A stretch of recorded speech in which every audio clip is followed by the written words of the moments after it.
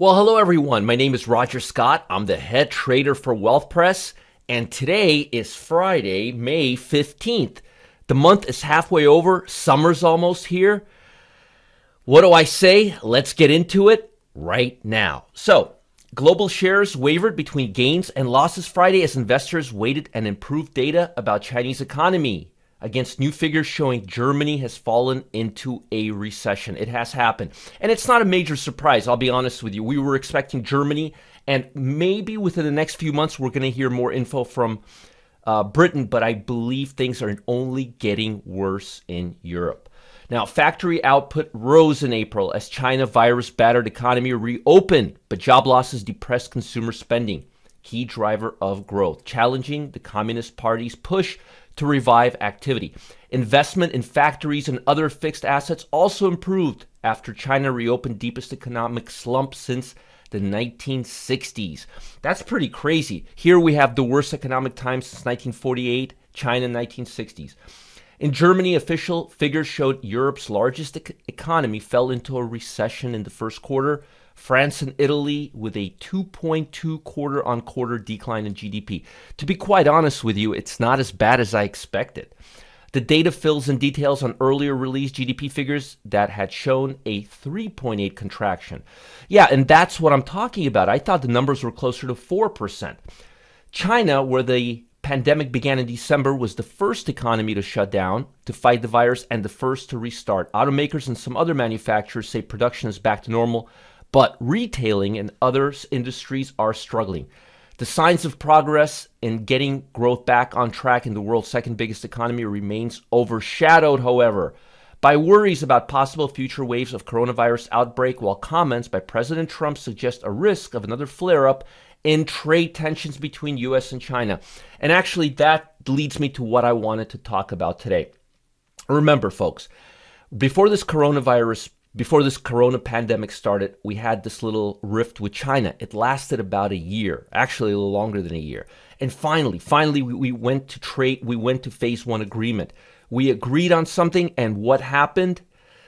The pandemic happened. Well, to be honest with you, I don't really think this is a great time to start flaring up tension. I mean, both economies are in deep doo-doo right now. You heard me read the report. China since the 60s, U.S. since the 40s. I mean, since written records were around. This is not good. And as I told you, things are only getting worse. Now, today is Friday, and I wanted to save the worst surprise of the week for now. The numbers came out about 20 minutes ago. I want you to see this. This is the retail sales report. 16% in April. 16%. The expectations were 11.2% negative.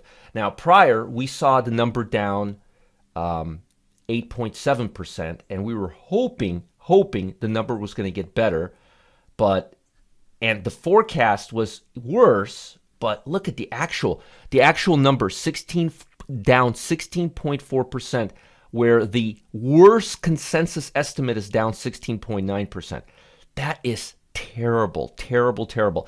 And that's telling me that the U.S. economy is not starting up again. Because remember, retail sales accounts for 70 to 75% of the GDP.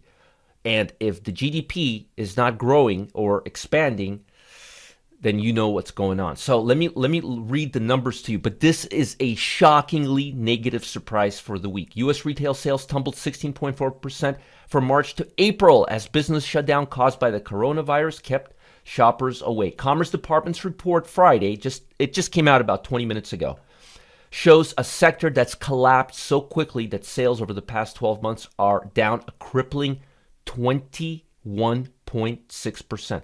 Can you imagine? Retail sales are off by 21.6% over the past 12 months. The sharpest drop from March to April were clothing, electronics stores, furniture stores, and restaurants, as long-standing migration of consumer towards online purchases is accelerating. Keep your eye on Amazon, with that segment posting an 8.4% monthly gain. I'm going to repeat that again. Online sales, 8.4% gain, where retail sales, and online year over year, 21.6%. So we're seeing regular sales down 21.6%, and online sales surged 21.6%. For a retail sector already reeling from the migration of consumers to online shopping, back-to-back free-fall spending poses a grave risk. Department stores like Neiman, J.Crew have filed for bankruptcy protections. Folks, I'm actually doing a video right now on several stocks that are going to be facing bankruptcy. A lot of brick-and-mortar stocks are not coming back. An April analysis by a group of academic economists found that a one-month closure could wipe out 31% of non-grocery retailers. A 4-month closure could force 65% to close.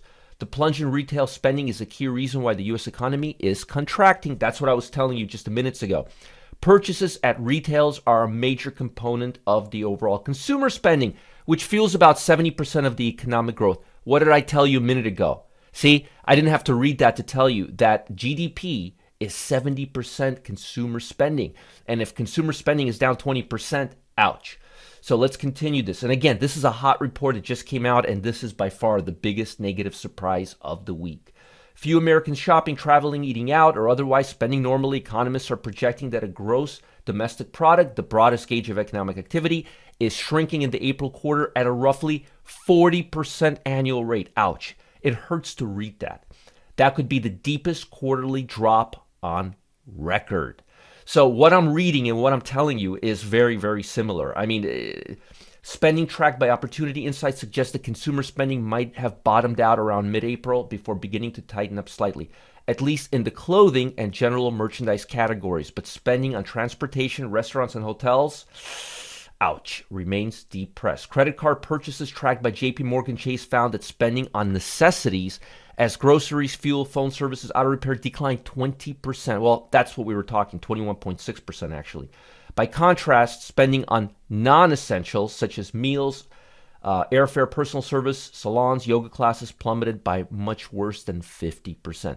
So things are not getting better. And as you saw here, we were expecting 11.2%. We got 16.5%. And year over year, we're talking 21.6%.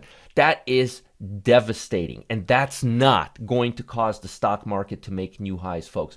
As a matter of fact, looking at the S&P right now, we are down about 1%, and the Dow Jones, let's look at the Dow Jones. It should be down about 250 points, 200 points. Let's take a quick look-see.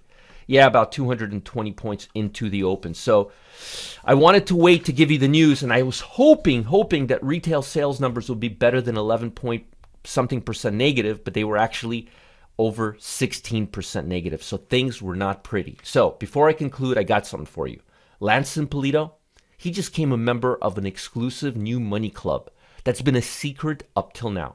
He's joining Rob Booker and Josh Bellinger to reveal the secret trading rules they follow to make big, massive, explosive, huge gains. The kind of gains that are going to give you guys an unfair advantage. And the best part, it doesn't matter what the market is doing. That means recession-proof strategy. If the market's up, down, sideways, they still make cash. I love that. Click the link below or the button at the end of this video. You've got to check this out. New Money Club, Booker, Bellinger, Ippolito. This is too good to be true. Make money in any type of market, up, down, sideways.